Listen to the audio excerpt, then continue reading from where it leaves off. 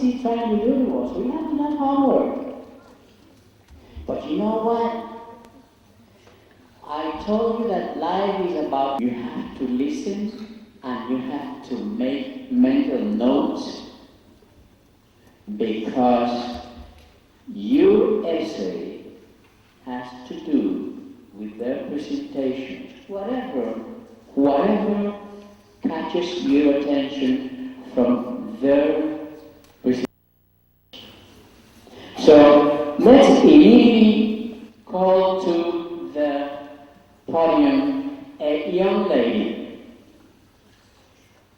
This young lady came in. She came to this country when she was very young. She's going to tell you the story. What I'm going to tell you is a professional administrator of the healthcare industry. So why don't we give Mrs. Carmen Maria del Carmen Miranda a big round of applause. Okay.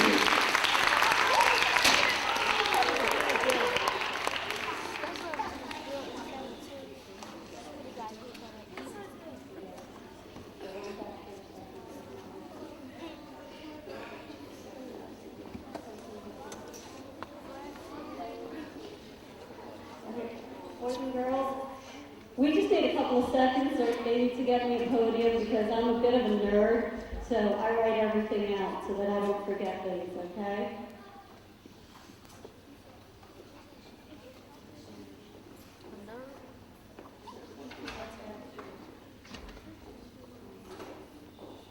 First of all, I just want to say this is a beautiful crowd. I've got kids, my youngest son is in the 5th grade, so he's the same age as a lot of you right here. And I'm very happy to do this, but just give me 2 seconds and we'll get started.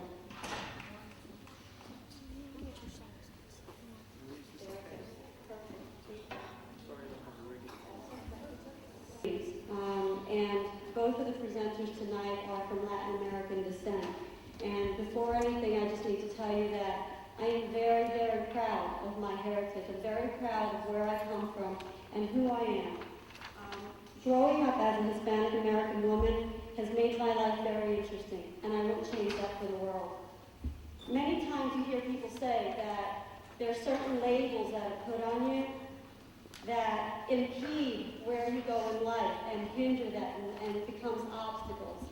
Well, if that were the case and you're keeping score, then I would have 3 strikes against me.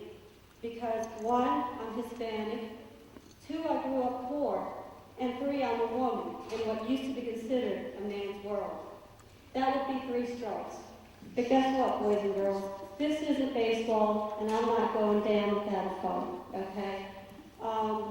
Being Hispanic gave me passion. Being poor gave me character. And being a woman has given me strength. The most wonderful thing about achieving success is knowing that you did it all by yourself, that you tried really hard, and that if anyone deserves it, it's you. So I'm going to start off by telling you the story of a little girl named Maria. That's me, by the way. Maria was a little girl that was a very smart, sweet little girl that was born August 25th, 1967, in a little town called Aguilita, which is on a mountain in Puerto Rico. Her mother had moved back to Puerto Rico when she was pregnant with Maria because things didn't work out with her mom and dad. Does anyone here live with just one parent, by the way? Okay. Well, you know what? That's not so bad, okay? I grew up with just one parent, and despite everything I tried to do to make sure that my kids didn't grow up with just one parent, sometimes in life things don't work out the way you want. So I'm raising my 2 kids by myself, and we couldn't be happier, okay? Maria's mom came back to the United States when she was 2 years old, okay? tried to work things out with her kids. Their father wasn't involved in their life, okay? He used to come down just once a year. Only at Christmas did Maria get to see her dad. He would come down from Connecticut. By the way, he had remarried and was raising his wife's 9 children, none of which were his. But he would come down once a year and he would visit with Maria. Maria also has a brother called Mike. His name is really Miguel, but he doesn't like to be called that. You know, Maria didn't really miss her dad. She had never lived with him. She didn't know what it was like to have a dad, so she didn't worry about it. She had heard her friends in school talk about their dads and often wondered what would it be like to have a dad? You know, would he spoil her rotten? Would he take her camping or fishing or maybe even take her to Disney World?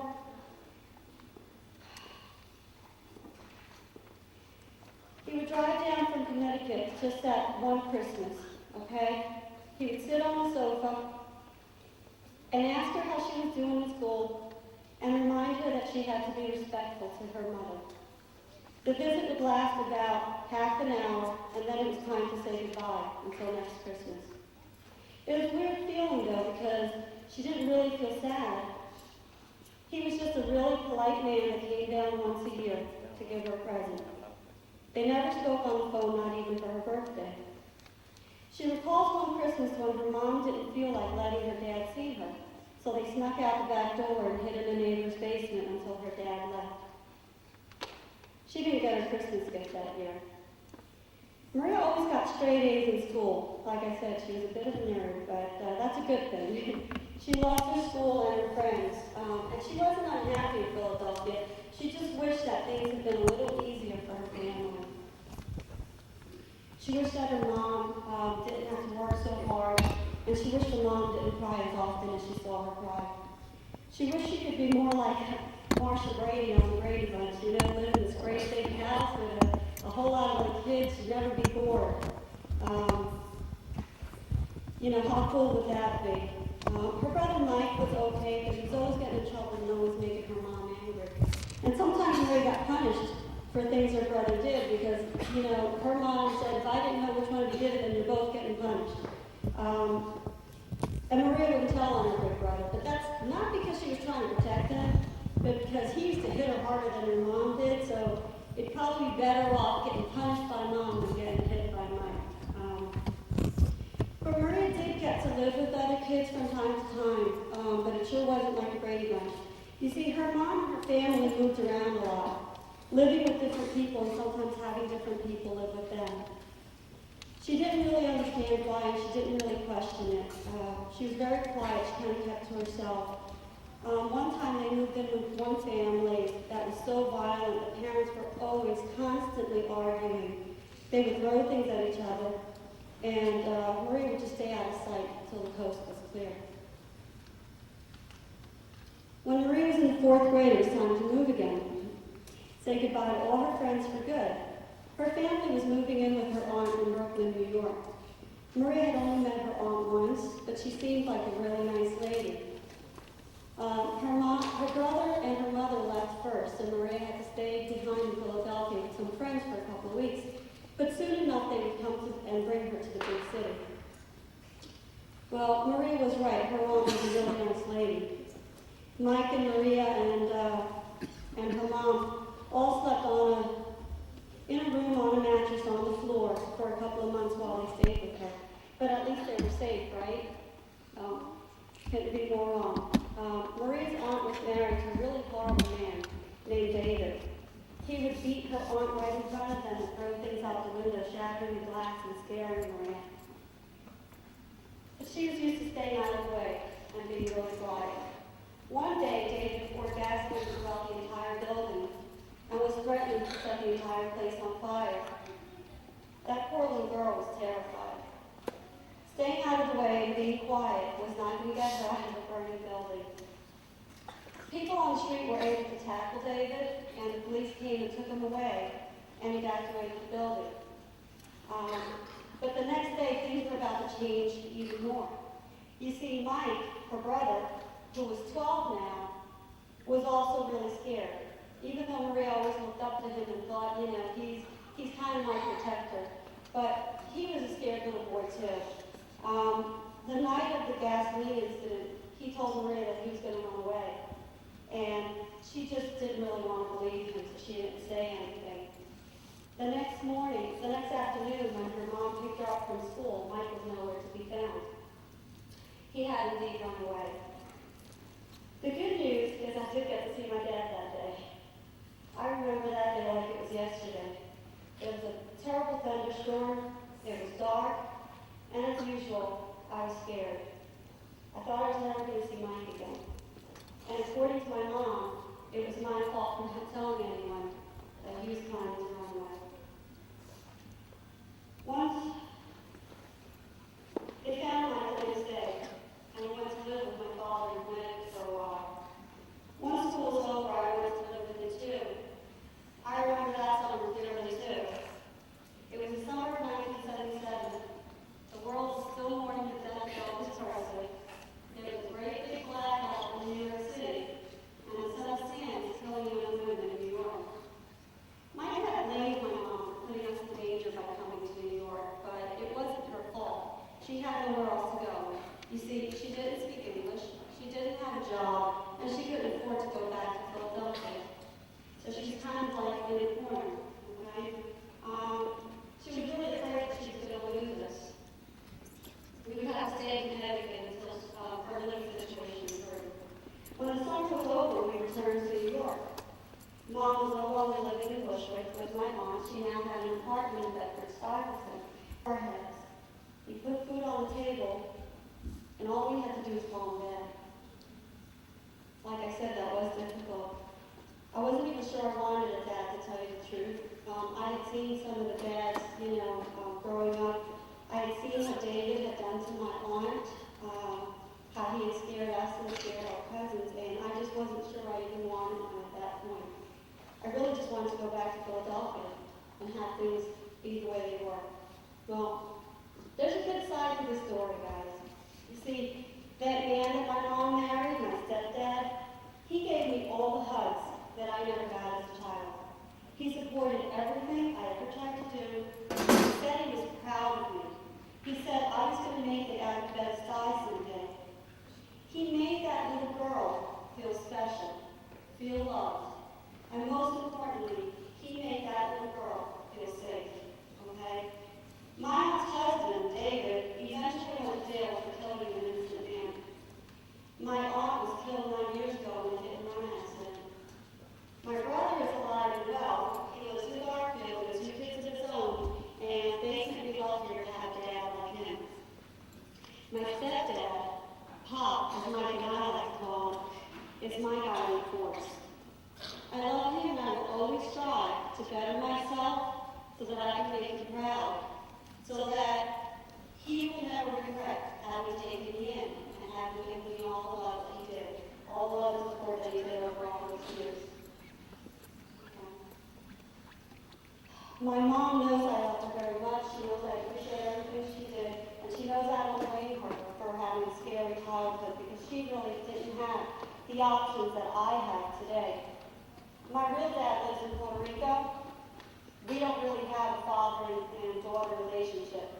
But Mike and I call him once a year and wish him a Merry Christmas. After all, that's all he ever did for us, right?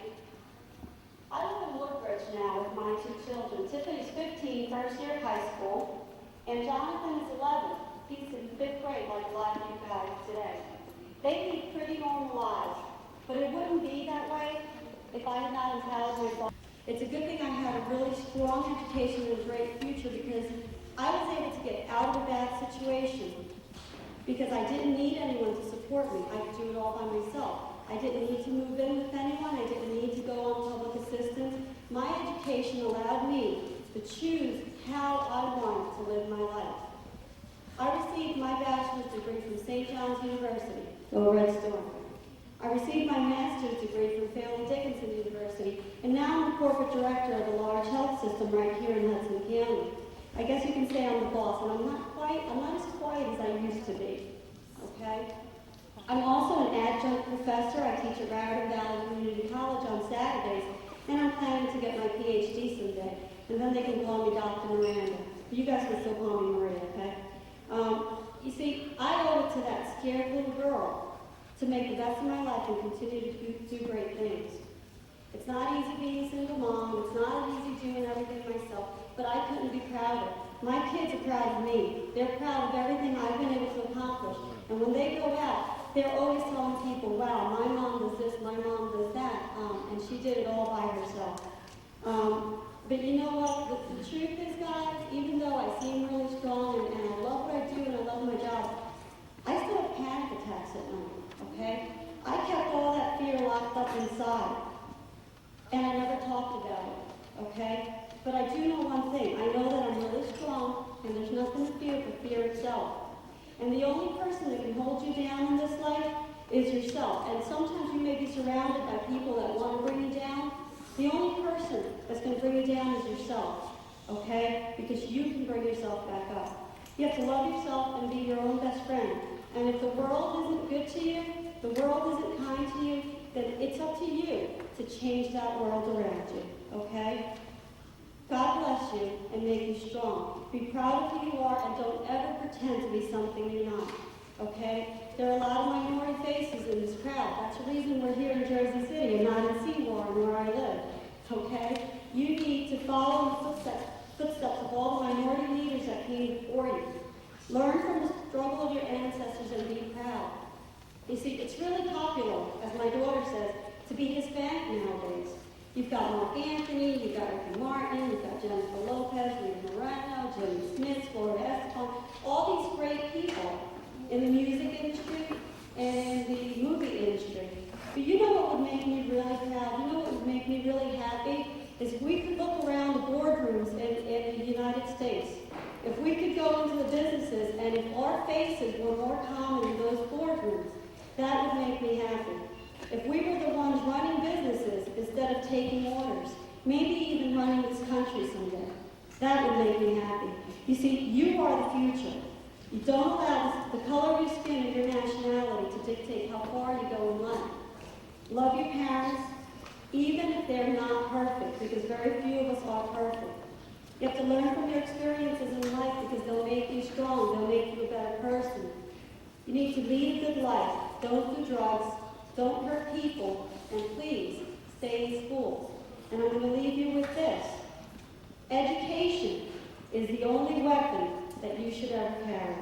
Thank you, and God bless. I love you all.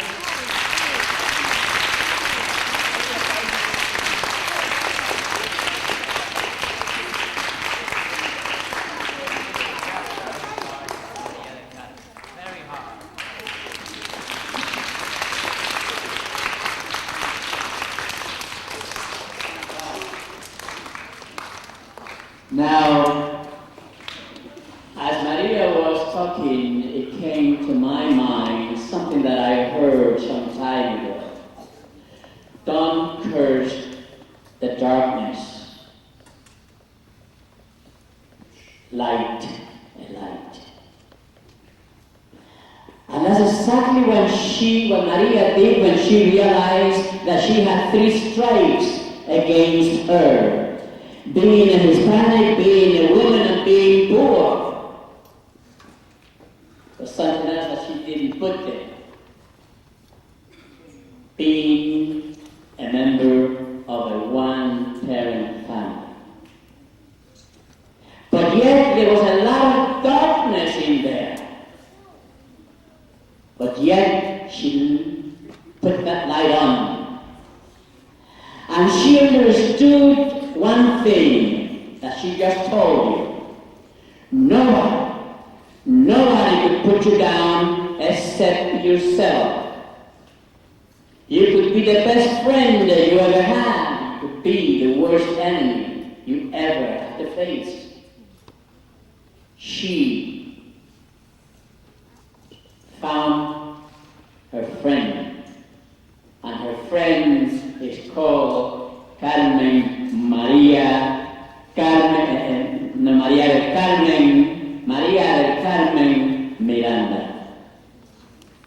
She says something else very important.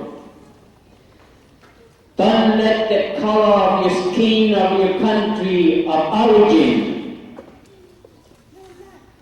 impede or be an obstacle for you to have dreams. And you could rest assured one thing, and she's a good example of that.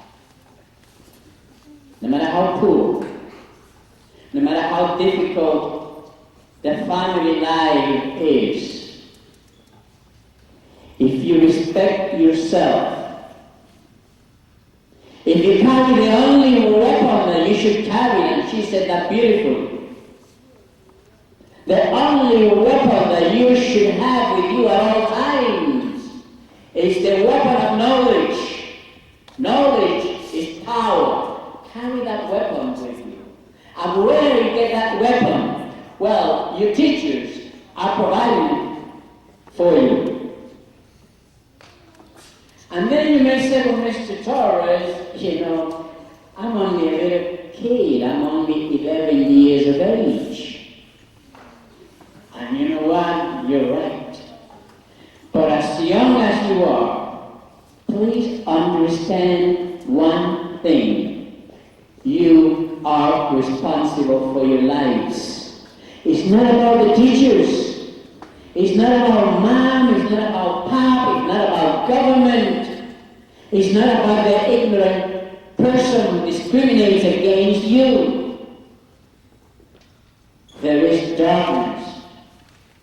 Like a light, like Maria did. And the only weapon you're going to carry with you is the weapon of knowledge. Let us hear it. What is the only weapon you like to carry? Knowledge. And where do you find the knowledge? In the schools. Where do you find the knowledge? In the schools. And who gives it to you? The teachers. Let's give a big hand for the teachers. All the teachers.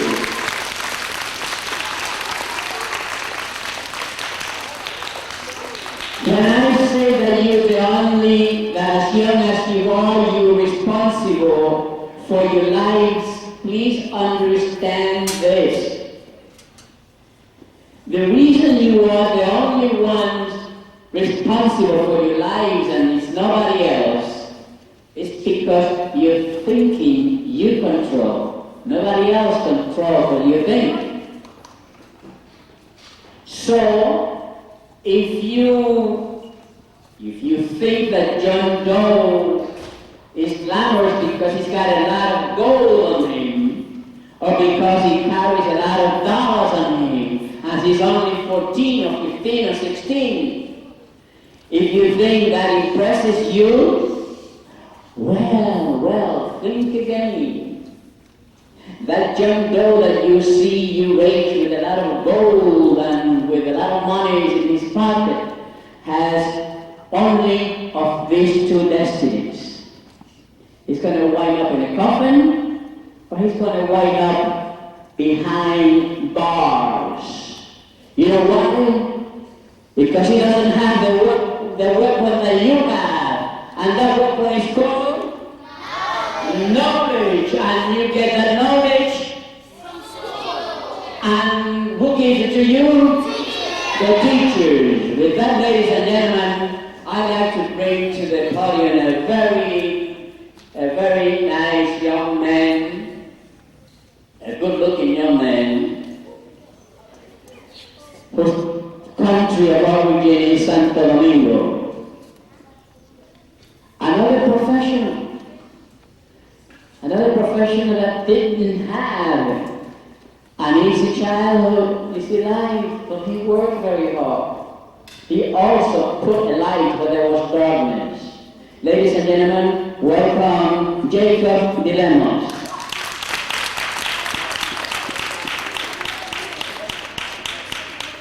Thank you very much, Johnny, for that introduction. Thank you, Maria, for sharing your story with us. A very sad story, but a positive outcome. I'm not as well prepared as Maria was or Johnny. As a matter of fact, last night I was asking my wife, what do I say? She's a school teacher. She's a fourth grade science teacher in Union City. what do I say to motivate these kids? And she tells me, you're asking me? It's tough for me to do it every day and inspire them and push them. And you want me to give you an answer and to use for one day? And I'm like, wow, what am I going to do? She says, no, I'm going to give you just one advice. Be sincere, truthful. Look them in the eye. Because children have a way of knowing it and looking right through you and knowing when you're not being sincere and truthful. So I'm going to talk to you today as if I'm your older brother. Okay? So I'm talking to my younger brothers and younger sisters. And I'm giving you some advice, the same advice that I've given my younger brother and my younger sister. Okay? Simply put, Johnny mentioned it earlier this morning. Life is hard. Life is difficult. There's a lot of obstacles. But don't use that as an excuse. Don't use that as an excuse.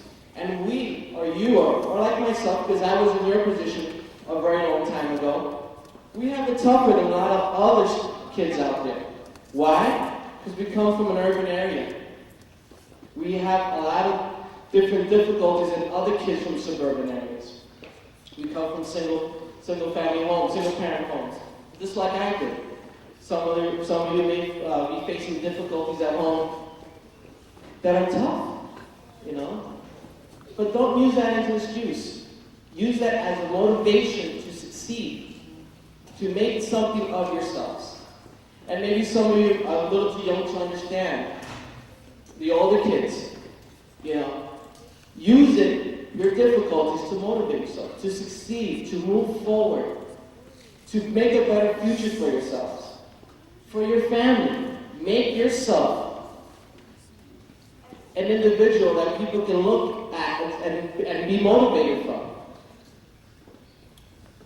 If I can leave you with 3 things, and I hope that I do today, in your thoughts, there's 3 things. Commitment, sacrifice, and perseverance. And you say, what are those words? Well, commitment means pick something and be good at it. Sacrifice, when you're either doing homework or watch TV. I'm going to sacrifice watching TV because I got to do my homework. Perseverance, never give up. Never give up. Give it all you got and move forward and never give up. I had it difficult myself. I come from a divorced family. My parents got divorced when I was 9. My mother singly raised myself, my sister, and my younger brother. And it was tough for us. You know, I lived in the projects in Union City. 1 bedroom, actually 2 bedrooms. I shared a bedroom with my brother. And my sister had her own bedroom. You know, my mother was on welfare. You know, for a little while. And it was tough for us. We didn't have everything that we wanted. You know, there were some Christmases that we didn't have any gifts. Some birthdays we didn't have any gifts. Or, you know, sometimes not enough to eat. But you know what? We, my sister, my brother, myself, and my mother that didn't push us down. We didn't use that as an excuse not to move forward or succeed. We made a difference in our lives. We changed our lives. We said, let's make a positive out of this. Yeah, it's negative. We're facing a lot of difficulties, you know, but we're going to change our lives. And I had a great mother who inspired us, who pushed us, who told us, move forward, don't stay where you're at. Get out of where you're at. Not leave your town, not leave your roots. But better yourself. Buy a home. Get an education. Get a great job. What do you want to be? A teacher? What do you want to be? Construction worker. And what do you want to be, young man? And you were standing here and you didn't want to sit down. Come on, you can think about it. A teacher. A future teacher. All of you can do it. You have it within yourselves to do it, to get the education, to succeed, to move forward, and make a difference. Your teachers made a difference in your lives? inspired you, listen to them, because they're going to give you information and advice that you're going to use for the rest of your lives. Don't give them a hard time. They're great people. And you know what? Many of them were in the same position you guys are right now, sitting in the same seat, sitting and having the same problems, but they succeeded, made a difference. And they're making a difference in your lives.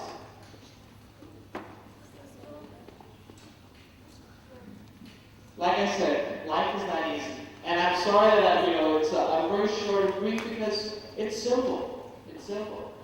I can stand here all day and tell you some of the issues that were in my life, but it's simply put. If you have commitment, you make sacrifices, and persevere, you can change your lives. You can make a difference not in your life, but in the life of those in your community, your family members, and change the world. You have it within yourselves to make a difference. Use it, do it. Don't sit back. Go and get it. Grab it. You want to become a teacher, you go and do it. You want to be a police officer, you go and do it. Don't let anyone stop you. But it takes three things: commitment, sacrifice, and perseverance.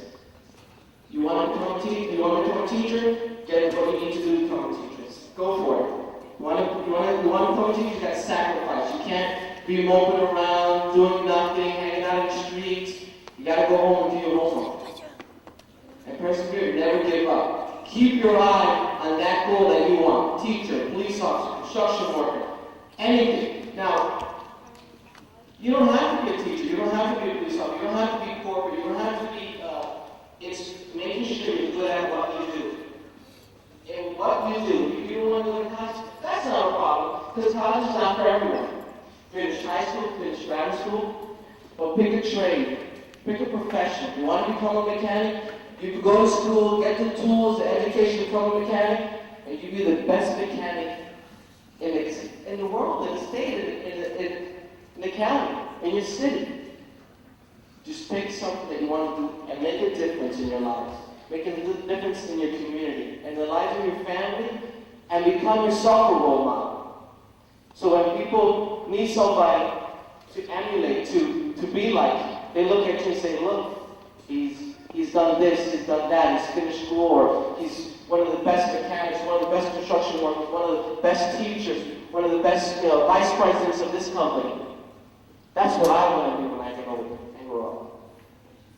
So, with that in mind, very short, brief: commitment, sacrifice, and perseverance. Those are three things that have helped me and inspired me and made a difference in my life. And I'm just going to briefly tell you what I do and where some of my issues. I leave it to the end because I don't want to intimidate anyone or rattle off my successes and what I've done and all that. I leave it to the end so you can see that those three things have helped me become who I am today. Those three words. I graduated from Union Hill High School in Union City, New Jersey. I graduated from Rutgers University in New Brunswick with a degree in Administration of Justice. I also have a certification in Public Relations and Corporate Communications from NYU. I have a master's degree from Frederick Dickinson University, Lake Maria. Also in Public Administration, what's called Public Administrative Science, Master's in Administrative Science. It's something like a Public Administration degree. I used to work, my first job was as Chief of Staff for a State Assemblyman in Union City. I also worked in the Census Bureau for about a year. I also worked in New York for one of the top Hispanic agencies in public relations in the world. And right now, I used to be Director of Communications for the County of Hudson, and now I work with the Department of Housing and Community Development. So I've done a lot, and I've been able to do that because of my education, because of my commitment to bettering myself, because I made some sacrifices, and I never gave up. No matter what, never give up. You use those three words in life, and you stick to them, I guarantee you will better yourself, better your community, better your lives, Very good, very good. Very important. What are the three things that Mr. Dilemma says that help him become what he is today?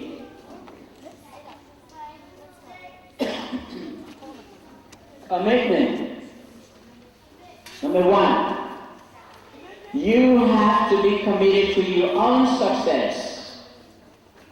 It isn't the success that my teacher or my mom or my pop or my friends wants me to have.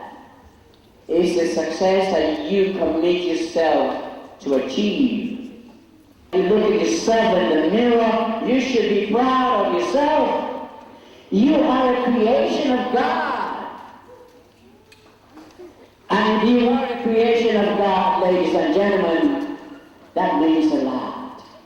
And you have it within you to achieve whatever it is that you want to achieve in life. Before I close, I want to ask a question. I mentioned in the beginning that 3 of you are going to be invited. 3 people from this room are going to be invited come June to a nice restaurant, to a nice dinner with your families and with your teachers. What I like to see now is who is it that I am inviting for dinner in June. Let me see those hands. Well, that's not bad. That's not bad. And you know what? Maria is going to be handling, is going to be presenting, I should say, going to be presenting an award to you, and Mr. Lemos is going to be presenting an award to you. I'd like to thank the administration of John F. Kennedy School for allowing us to bring this program to you. You are a terrific, terrific audience. And you know what? The weather outside is not very good today. Yet Maria comes from Woodbridge, and she was here very early. Mr. Dilemmas comes from Union City. And isn't that a good demonstration of love for all of you? Let's give Maria and Mr. Dilemmas a big hand. Let her move today. Okay, thank you. Thank you very much. And I shall see you, 3 of you, in June. Thank you and God bless you all. Okay, at this time we're about ready to go back to class. I know some of you are going to be going lunch pretty soon, but let's do it. Thank you.